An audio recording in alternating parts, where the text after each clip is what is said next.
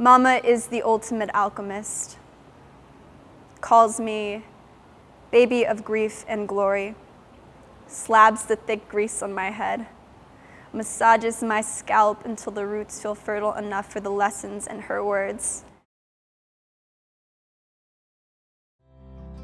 Being on a college campus, you're exposed to a lot of different narratives that you wouldn't usually be exposed to within your comfort zone. And so being at UCLA, I have engaged in conversations and just heard stories that are diametrically opposed to my own. And it gives me a different perspective of the world. And so that naturally allows my artistry to be able to expand and be more cognizant of those around me. A lot of my poems have to do with being both Black and Latina. Especially during this political climate, I would say it is incredibly important and pivotal that voices like my own have a platform. And whether I create that platform or whether I contribute to that platform is important to me. So this poem is called Alchemy, and it is about several conversations that I've had with my mother over what our identities as women mean and what roles do we play in the world as such.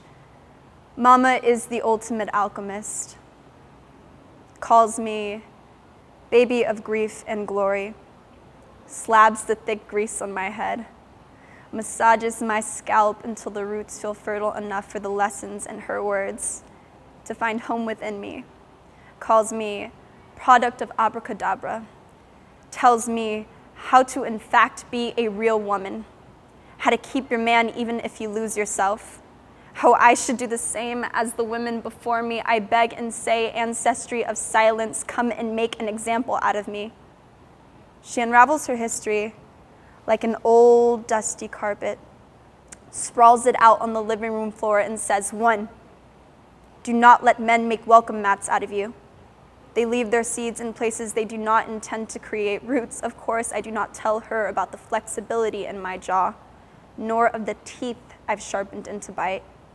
Instead, I rinse, wash, and repeat, cleansing my mouth of its ability to say no, with their wants, their needs, for me to be silent, be small and sweet enough to lick the holy off of too.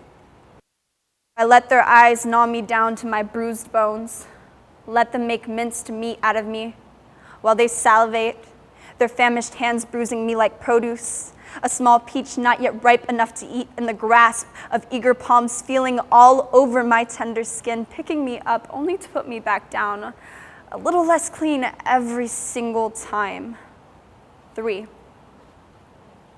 when they call you anything other than Tamia, sweetie, honey, peaches, buttercup, practice saying your real name in the mirror. Say it enough times until the semantic satiation wrangles your words into something meaningless. You always grow comfortable with meaningless until their words sound as familiar as your God-given name. I listen to my mother speak under hands of diligent tugging. An exasperated sigh as Mama's attempt at unlearning is only outran by socialization. I consider all of this, but still wonder about the birthplace of my mother's contradiction, how my mother tongue skips in circles of oppression. Mama is the ultimate alchemist, turning golden, glorious tongue into shameful, lovesick lead, heavy under the curse of light bulb importance in a room, inundated with natural lighting. Where did this trail begin? How far has it led my lineage astray? This is a lesson I will learn for the both of us on how to be a real woman, how to keep yourself without the involvement of men.